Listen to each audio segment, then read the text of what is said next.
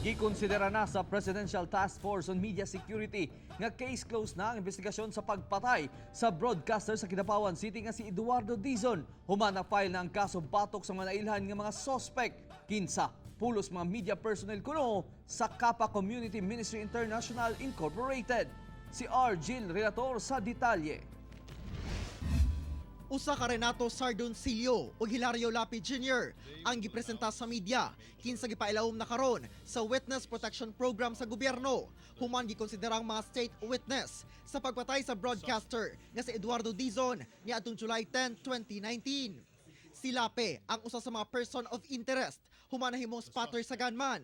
Samtang si Sardoncillo maoy nakakita sa pagpusil sa biktima. As they are being subjected to intimidation or other forms of threat by the suspects who, based on our information, are influential people in their province.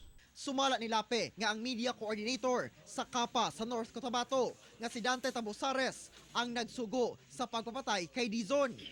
Ang kapungot kuno tungod sa pagtira ni Dizon sa KAPA, maoy ugat hinungdan sa pagpatay. Sabi niya nga, magawa daw ng kwan, patayin si kwan, si Edison. Usa matud pa ka Junel Herosaga ang gisugo nga mopatay kay Dizon.